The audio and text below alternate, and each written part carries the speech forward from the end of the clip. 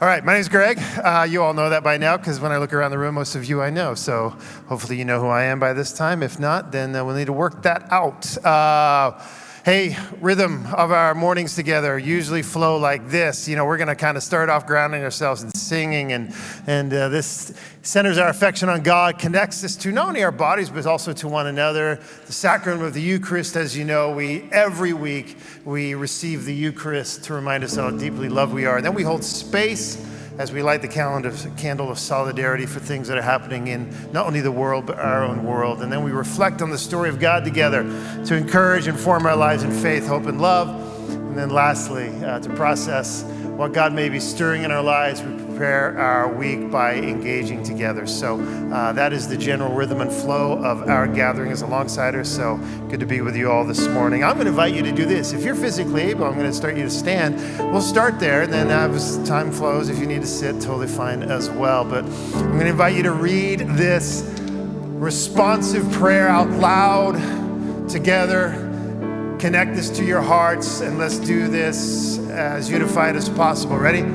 God of goodness, and open our hearts so we may hear the kind whisper of your Spirit. Renew our bodies, for where there is weariness, help us rest. Where there is worry, give us peace. Where there is pain, be our healing. Help us to be sensitive to the grace that surrounds us and remind us once again of our belovedness. Amen. Let's worship together.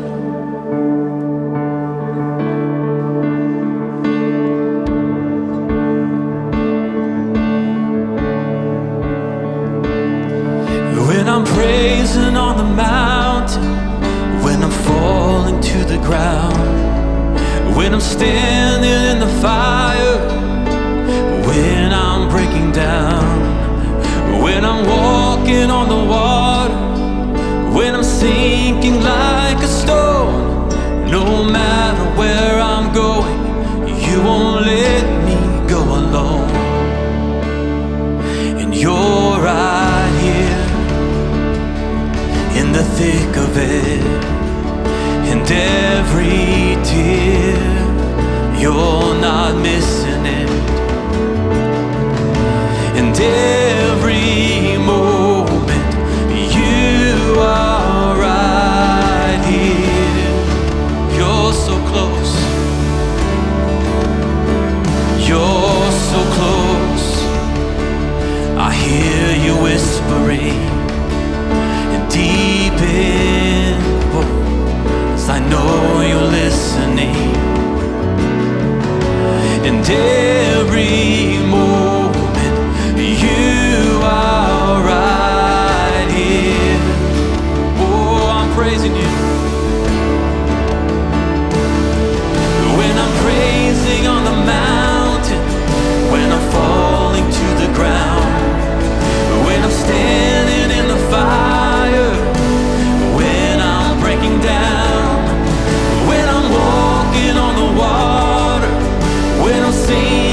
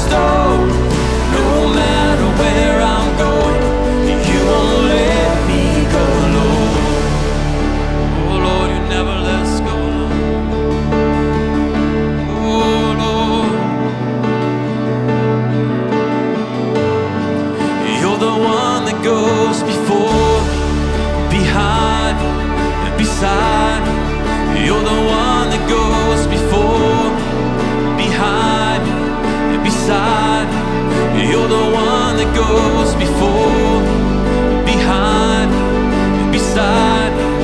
You're surrounding me. You're the one. You're the one that goes before, behind, beside. You're the one that goes before, behind, beside. You're the one that goes before, behind, beside. You're surrounding me. Oh, you surround us, oh God. When I'm praising on the mountain, when I'm falling to the ground, when I'm standing in the fire, when I'm breaking down, when I'm walking on the water, when I'm sinking like a stone, no matter where I'm going, you won't let me go alone. Yes, no matter where I'm going, you won't let me go alone. Never listen.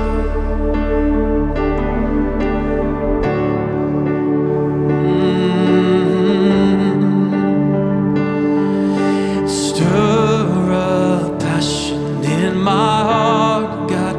Let it overflow. Let it overflow. Stir a passion in my heart, God. Let it overflow. Let it overflow. Breathe on me, Holy One, and come reveal your wonder now, and open wide my eyes to see there's so much more. And Jesus, you are where it all begins. Your beauty calls me deeper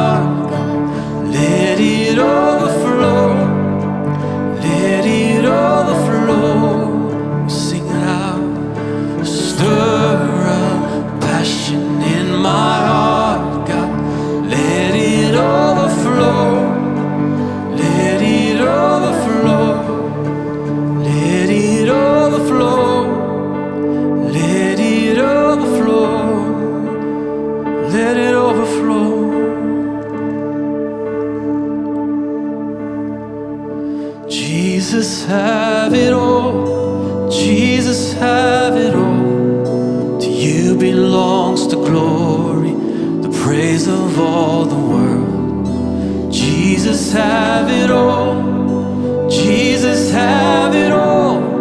All blessing and all honor, all majesty and all. Jesus, have it all. Jesus, have my heart, my will, my soul. Jesus, have my hopes, my dreams, my world. With joy I lay it down, with joy I cast my crown. Jesus, have it all. To you I bring my praise, my lips, my song. A living sacrifice as one reborn. Your life is now my own. Your will is what I want. Jesus, have it all. Jesus, have it all. Jesus, have it all. To you belongs the glory, the praise of all the world. Jesus, have it all. Jesus, have it all. All blessing and all honor, all majesty and all. Jesus, have it all. Jesus, have it all. To you belongs the glory, the praise of all the world. Jesus, have it all. Jesus, have it all. All blessing and all honor, all majesty and all. Jesus, have it all. Jesus, have it all. Jesus, have it all. Jesus, have it all.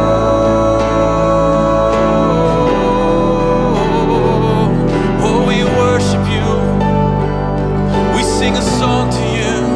We lift our voices in praise.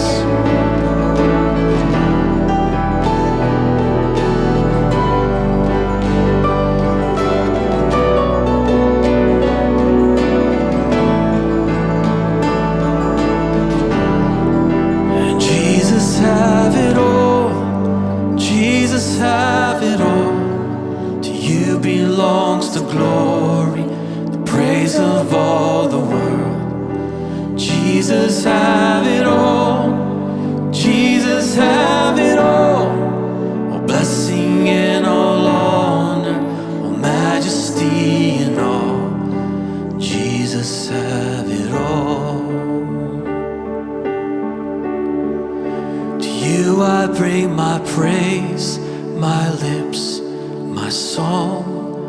Living sacrifice as one reborn. Your life is now my own. Your will is what I want. Jesus, have it all.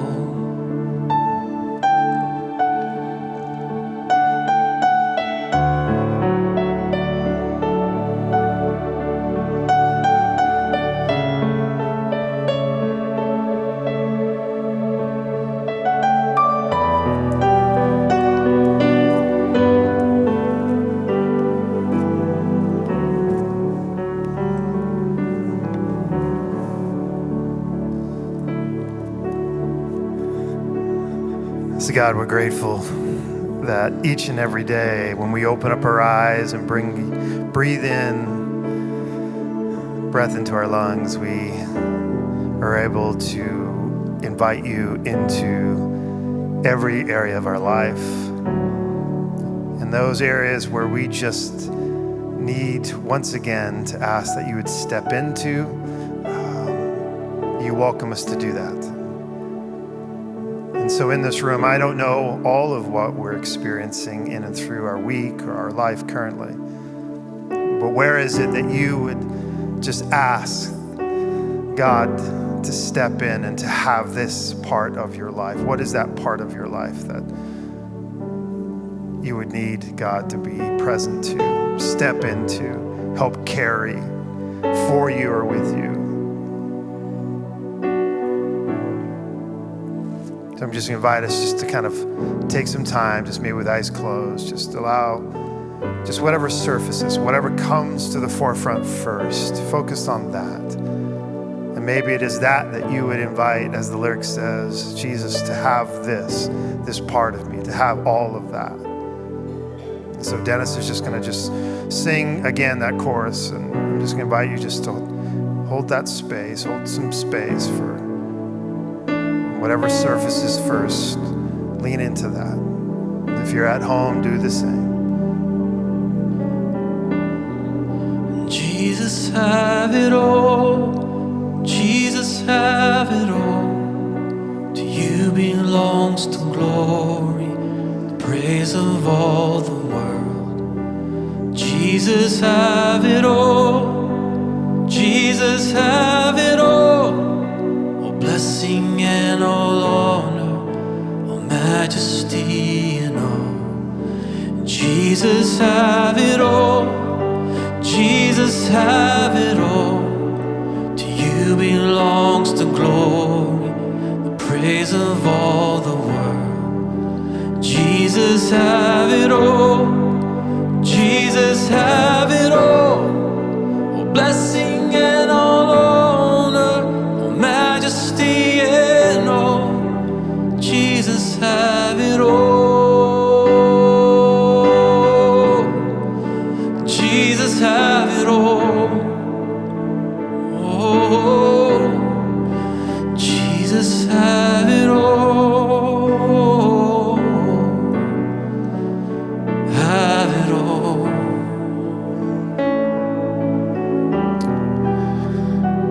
Every week we come together and we receive the bread and the cup. To be reminded of the love of God, the brokenness of God for our restoration, healing, redemption. And so the items are on your table or chair. They look like this. I'm going to ask that you just hold those.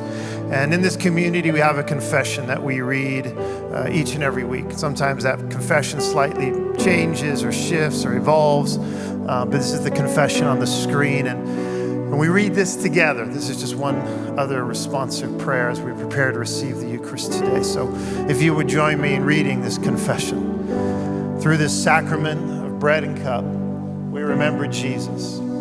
Through this bread and cup, we confidently confess we are the beloved of God.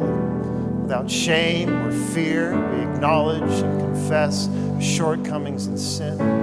Forgive us, God, and help us to forgive one another. In the shadow of your mercy and grace, we say thank you. And as one diversified body in Christ, we receive. Amen. We also, in this moment of Eucharist, light the candle of solidarity as we consider those around the world that are experiencing suffering or challenges, difficulty. So we hold space, prayerful space, however that looks for you. If that's an opportunity for you to verbally intercede on behalf of, or if that's you sitting quietly and not holding that prayerful space. But we're going to be praying for those in Gaza. We're praying for those, the Portland teachers strike and the negotiations that are ongoing, unless something has changed that I don't know about, and your life and your family and your neighborhood, that God would hear our prayer on behalf of those and many other things that might surface for you or when you come together around your table. But let's go ahead and take the time receiving the Eucharist and creating and holding space prayerfully for these items or these peoples, as well as other things that are happening maybe in your life. Go ahead.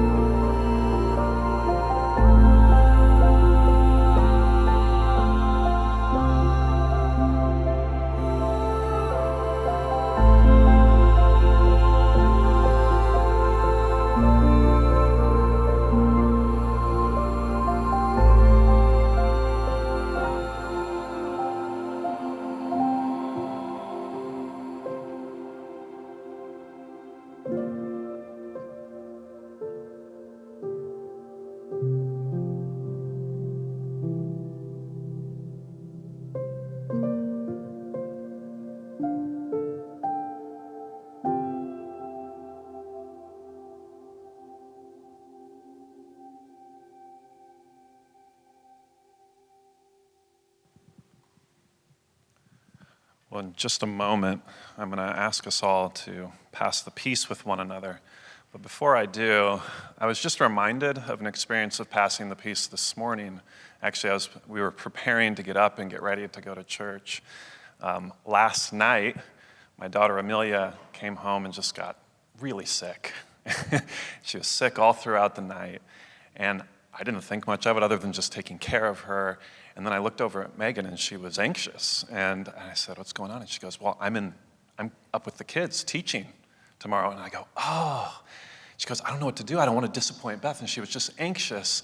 And so she sends a text out. There's a group thread for the kids' environment mentors. And she sends a text out. "This is what's going on. Can anybody help?" And I won't embarrass the person, except it was James Gordon, our neighbor, who responded and said just with 3 words, "Yes, I can. Yes, I can." And it was just that moment where I realized, because suddenly Megan literally just laid back and she went, "Ah." The peace of God given to her through James just filled her, filled the space of our home. Suddenly there was peace. And I had this just embodied experience of feeling the passing of peace that happened in that bigger moment for her, but in this smaller moment that we're going to share together, we get a chance too. I don't know what kind of anxieties may be on your hearts in this room. You may be carrying anxieties. You may need that look in the eye from somebody else that just says, "May the peace of God be with you." And then you can muster up the courage to grab a hold of that peace that is offered to you and say, "And also with you." So let's just take a moment together and pass the peace to one another.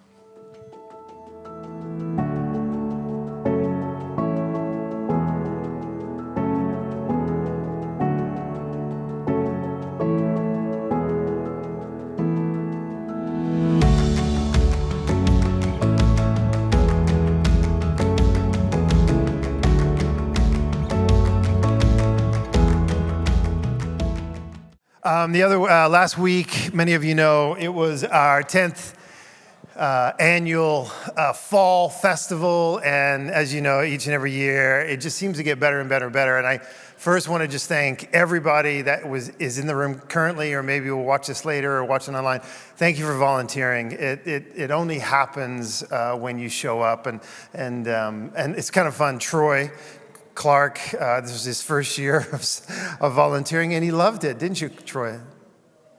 Yeah, exactly. So that's what's happened to Troy after that multi-sensory evening with our neighbors and the city. Here's a cool little fun fact about this year's Fall Fest. This year's Fall Fest, about 65 to almost 70% of the people that were there are all from our neighborhood and from the extended areas of the Portland area. And that's what we've always done. Because, yeah, it's something to celebrate. We always say, hey, listen, as Longsiders, we're going to throw more parties and less stones because there's, too many stones being thrown today. So we want to throw more parties that brings people together and celebrate the fact that there's beauty in that. So that's what we try to do. And the Fall Fest is just a gift. I'm really thankful for Beth, who facilitated everything to make it happen this year. Phenomenal. She's been a phenomenal gift to us in a very part-time way. It's amazing all that she can get done, and obviously the staff and lead team and all that. So it's been great. So cool thing, John put together a little piece for you guys for that weren't there to see just a taste, and this is just a taste of what 2 hours brought us here just the other weekend.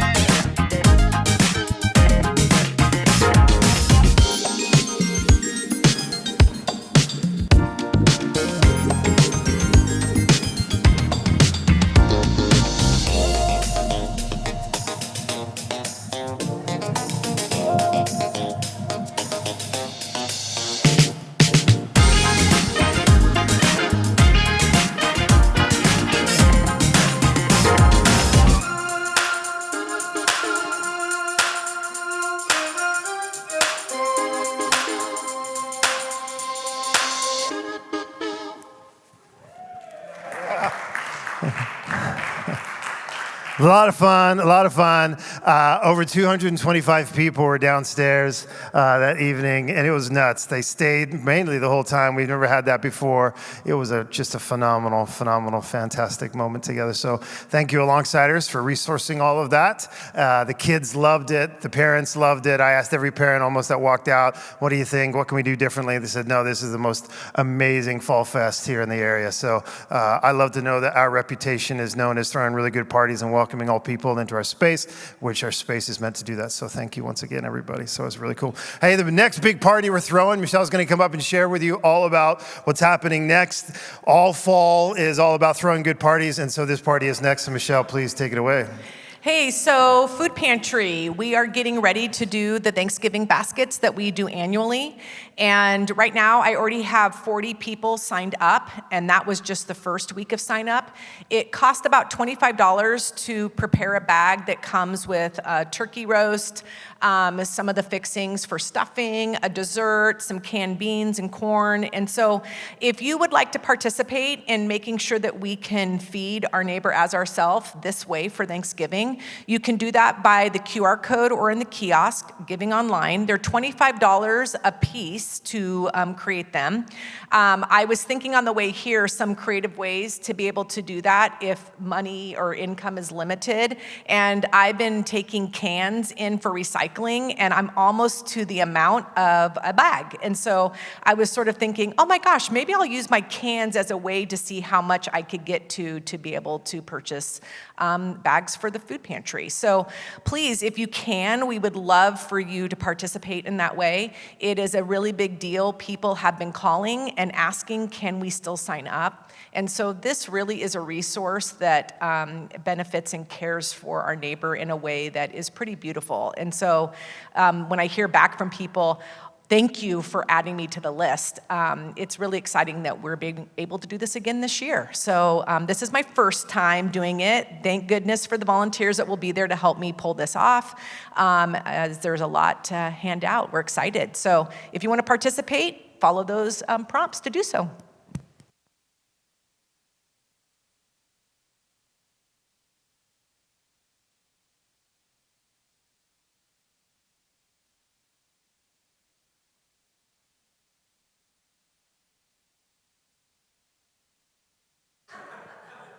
Thank you. So once again, you can pull out your phone and follow that QR code, hit the QR code, and if you are able to give more than one bag, you can go ahead and do that. Donate for more than one bag, please do so. We'll learn more about how many people are actually in need after this Sunday. And then November 19th, as you can see on the screen, we'll distribute those gift bags on that Sunday. So yeah, thanks everybody. I don't know how many years we've been doing this. Anybody know? God, it's been a long time, isn't it? So anyway, it's been a while. I'm going to offer a reflection here today. Last Sunday, we said goodbye to Brandon and Katie and the Sears kids as they were prepared for their next adventure. And because of their impending sending, I offered a reflection entitled, A People Practicing Goodbye. For those that don't know, all year long, our reflection series have been focused on a people practicing, which is part of our common hope as Alongsiders. We're a people practicing the way of love. So anything that kind of helps us continue to be an example of love or choose love, that's what we're seeking to be. And so people practicing goodbye was a reflection that I offered last week, hoping that we would always consider how important it is to say goodbye well and why it matters in the life of relationship. And I decided that before I'm going to start today's reflection, I want to pause and invite you to do this. I want to invite you to write down a 5-letter word that you believe is important in life, in relationship, or in general.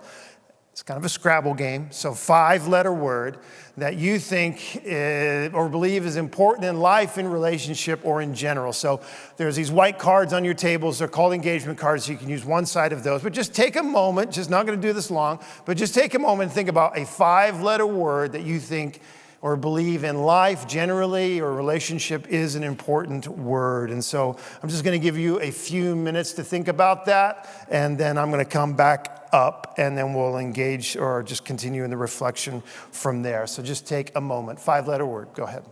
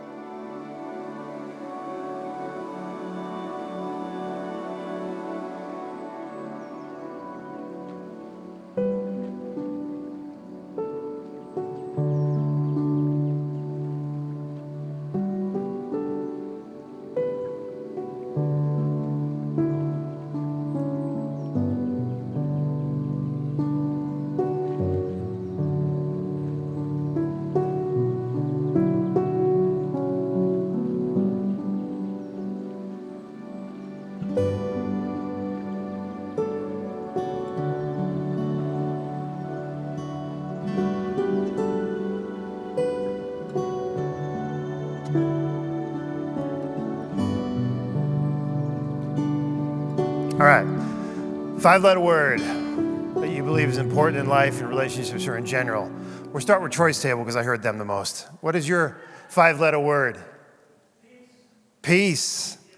How many people wrote peace? Raise your hands. All right. Anybody else got a different word? Five-letter word. Teresa. Trust. Anybody write trust down?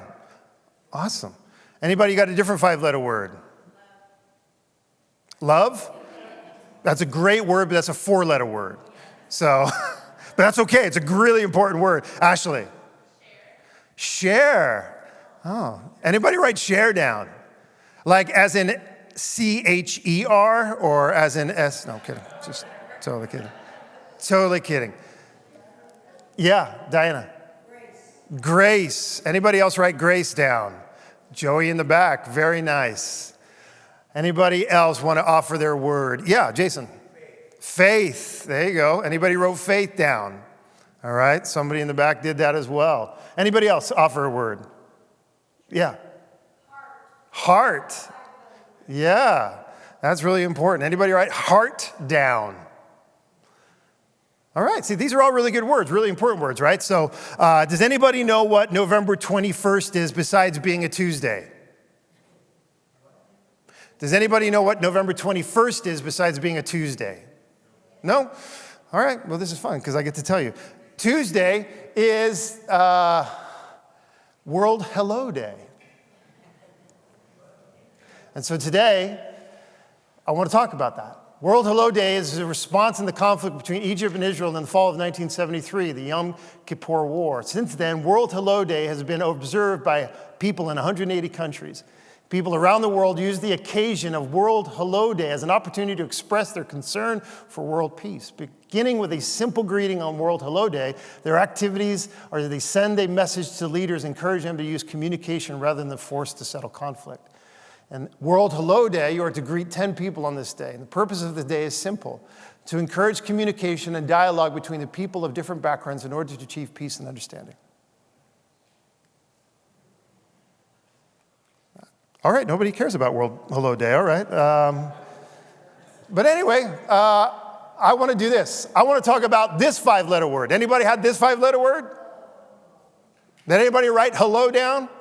No, I think this is actually a very important word today.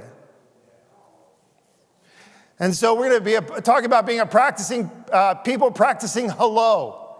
Hello. All right? Interestingly, hello is actually a newer word. I know that sounds crazy, but the Oxford English Dictionary says that the first published use of hello goes back only to 1827. Jim Galligan days, I know, but it wasn't mainly... And it wasn't mainly a greeting back then. People in the 1830s said hello to attract attention. Hello, what do you think you're doing? Or to express surprise. Hello, what have we here? Or hello, and hello didn't become hi until the telephone arrived. Interesting, right? So the way that I've learned over the years is this. The dictionary says it was Thomas Edison who put hello into common usage. He urged the people who used his phone to say hello when answering. His rival, Alexander Graham Bell, thought the better word was ahoy. Ahoy, it turns out, had been around obviously a lot longer, at least 100 years longer than hello. It too was a greeting, obviously a nautical one, and it's derived from the Dutch hoy, meaning hello. Bell felt so strongly about ahoy, he used it actually for the rest of his life. So why did hello succeed and ahoy did not? The reason why hello succeeded was because of the telephone book. The first phone books included an authoritative how-to sections on the first pages of the book, and hello was the frequently most used or officially sanctioned greeting. In fact, the first phone book ever published by the District Telephone Company of New Haven, Connecticut in 1878 with 50 subscribers told users to begin their conversations with a firm and cheery hello. So when we consider religious practices, today of saying hello, hello varies across different faiths and cultures. In the Islamic culture, Muslims are encouraged to greet one another with the phrase, Al-Assam alaikum. No, I messed that up. I'm going to mess that up. Assalamu alaikum. Close enough. Which means peace be with you. In Judaism, greetings are expressed of respect and kindness, and we know the Hebrew word shalom, which is commonly used for peace or wholeness or flourishing, is used. In the Hindi culture, the Sanskrit greeting namaste is commonly used, which signifies acknowledging the divine spark within each individual. Buddhist teachings emphasize compassion and kindness towards all beings. Buddhists are encouraged to greet each other with a mindfulness and a genuine care. And then many Christian communities, greetings are an important part of fellowship or expressing love for one another, as well as the dignity in human life. And something I've just learned, in the Hawaiian culture, hello, love, goodbye are the most common understandings of aloha. None of those words actually express the sentiment deeply enough. The literal meaning of aloha comes from breaking the word into two parts. Alo, which means presence, and ha, which means breath. And the most proper way to express aloha in the tradition culturally is to touch noses with somebody else and breathe the same air. This understanding really makes it pretty clear that within the traditional Hawaiian culture, that proximity and physicality play a major part in greeting one another or in sharing hello with one another.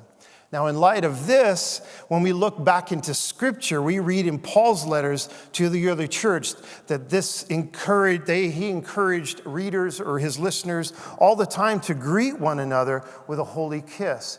He would do that at least in 4 places, and then Peter did that again in 1 Peter in his writings. But the early church fathers, at least some of them, Origen, Tertullian, Justin Martyr, and others in the early centuries of the church, the act of kissing was actually perceived as common and decidedly remarkable. And it was a normal practice within Christians, just like in different cultures today. It's a very normal practice today.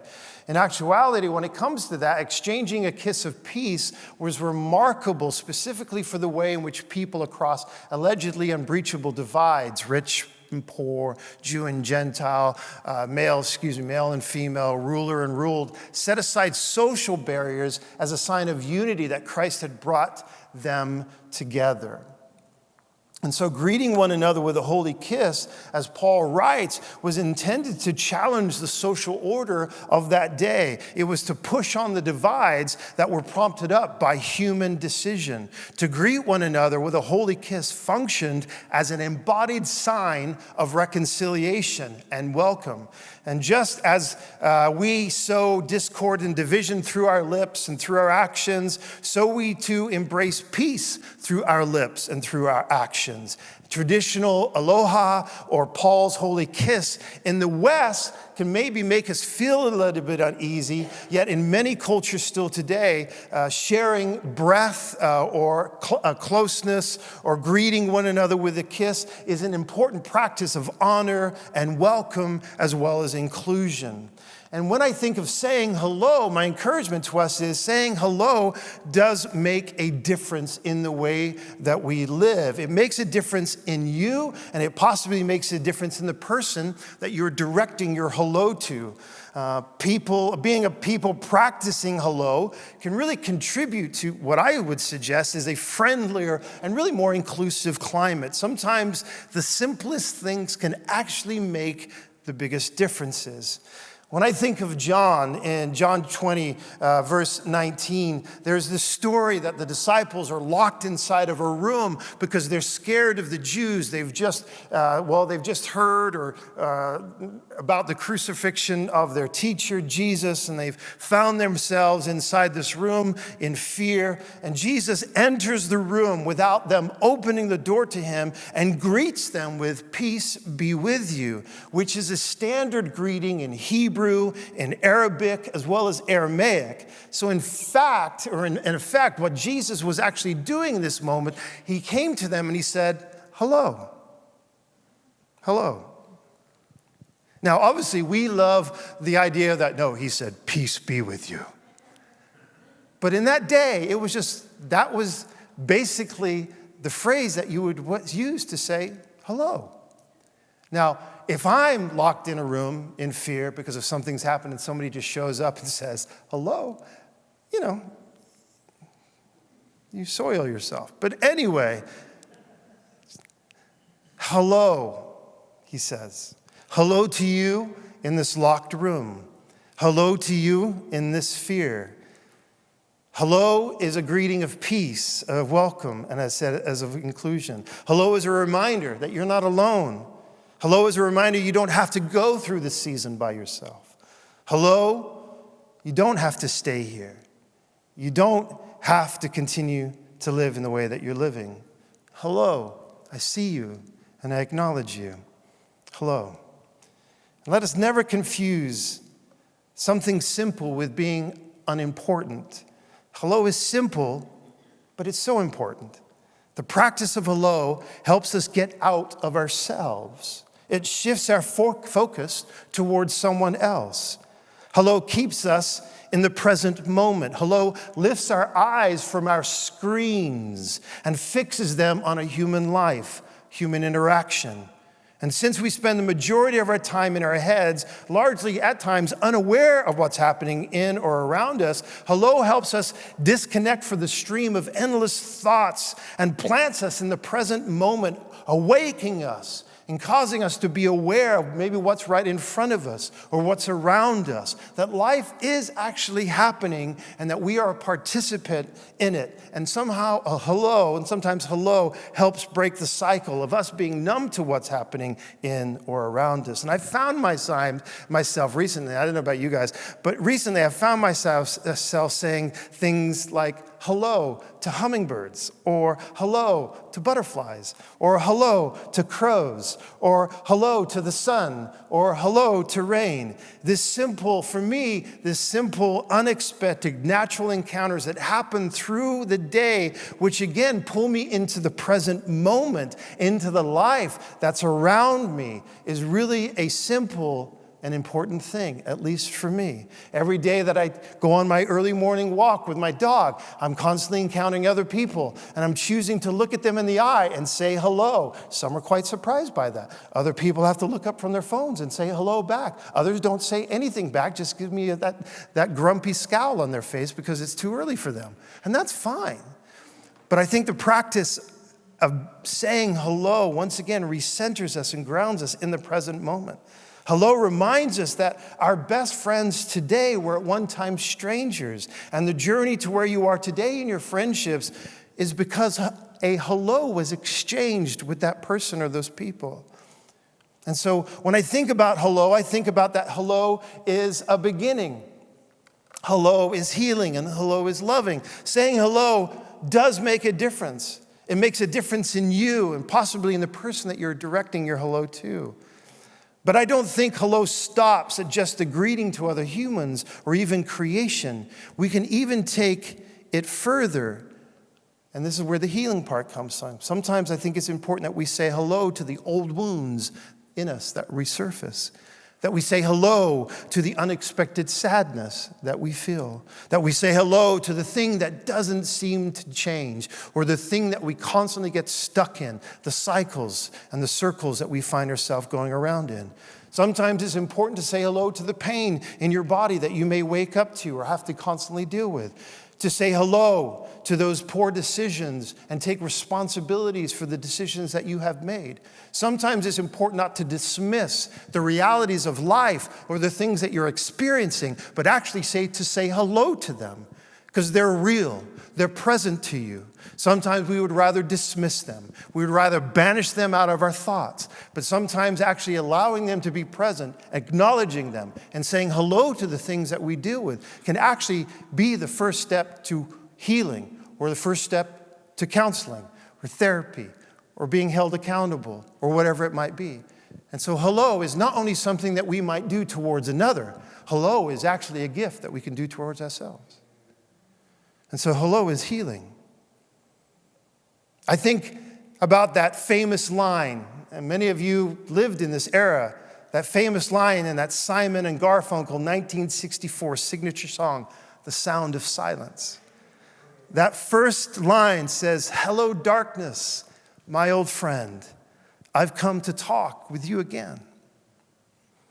And Art Garfunkel talked about this song as a 21-year-old kid and what the song was about. Art Garfunkel said this is a song about the inability of people to communicate with each other. I found that quite fascinating when I listened to the song this week over and over again. And to be a people practicing hello is to greet the world. It is to greet one another. And is to greet your own life as it comes, the expected and the unexpected, the wanted and the unwanted. Learning to greet your story, to greet your life, saying hello is learning to be present, to extend ourselves, to work on ourselves, to grow, to become, to love, to share space with those that we know and even those that we don't know. To practice hello is to walk into the locked places like Jesus did, the places that we lock, the places that we don't want anybody to know about, the places that hold us back, the fears that keep us stuck, the anxiousness or the anxiety that riddles through our bodies. All of the things that we close our doors to, Jesus enters into. And it's in those places, it would seem, that Jesus gets into so that we can see them as they are. But we see them not alone. We see them with the God that sees them and walks with us. And so to practice hello is to open ourselves. And when it's right, it is to breathe the air that we share. It is to learn that we are deeply connected, that all of God's creation has this deep, deep thread, this deep connection, and that currently we breathe the air that we all breathe around the world is this gift of God. And so when we see tragedy and conflicts and war, to say hello, even now, makes more sense. To be present and grounded in the present moment and say hello, to offer yourself and direct your hello, to be a people that practice hello, even today makes more sense, does it not? And that 5-letter word might be just as important as sorry and faith and share and trust. Hello starts all of that. Hello starts share. Hello starts faith. Hello starts trust. Hello, everything starts because hello is a beginning. Hello can be healing, and hello is loving.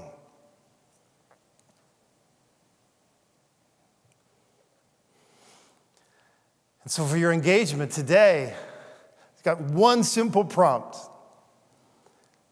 If to greet one another with a holy kiss was to set aside social barriers as a sign of unity in the ancient day, how could we modernize greeting one another with a kiss in our present day? So that's the invitation to engage, is to think through if in the ancient time, even though it's very modern today in some cultures, to greet each other with a holy kiss, to put our heads against one another and breathe in the air that we share. Whatever that means, what would it look like for us to modernize it in the West? What would be the practice that you would come up with?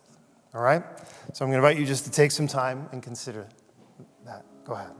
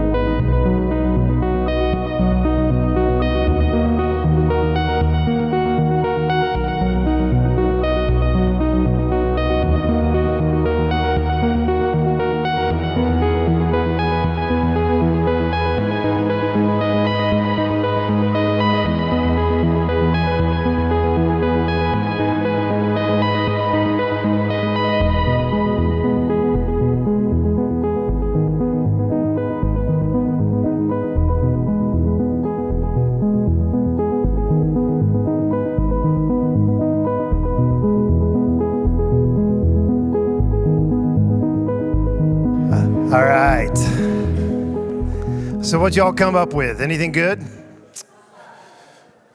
Anything fun to share? A hug? I like a good hug. Anybody else? Yeah.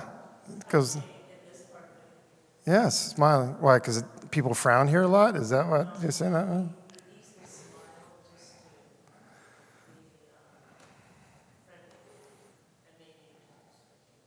Gotcha. Yeah, Susan. Yes, yeah, a little fist bump, a little high five, yeah. I think what we begin to realize is that hello, even though it's a word, it can actually be very physical, right? It's all about proximity sometimes. And so I think that's what we kind of see through Hawaiian culture and even in Paul's invitation to greet one another with a holy kiss, which I felt like we should do where we end today. And so hopefully you don't get weirded out, but let's just walk around and kiss each other on the mouth, all right? So, Ashley, why don't you start it off, and then we'll follow your lead. No? All right. Let's all stand together, everybody. Hey, this week, let me encourage you, be a people practicing hello, all right? Be a people practicing hello. Encourage you to, when you see others, look them in the eye, hello. Just greet them well, and see what happens. See what happens in you, see what happens in them, and you never know. The person that you might say hello to, you might create a conversation. That conversation might lead to coffee. That coffee might lead to relationship, because that's how it normally starts. Hello is a beginning. Say hello to the issues in your life. Hello is healing. And then hello is learning to be loving, creating space for people that are not like us. So go in peace, everybody. Much love. And give each other a holy kiss as you leave. All right, get out of here.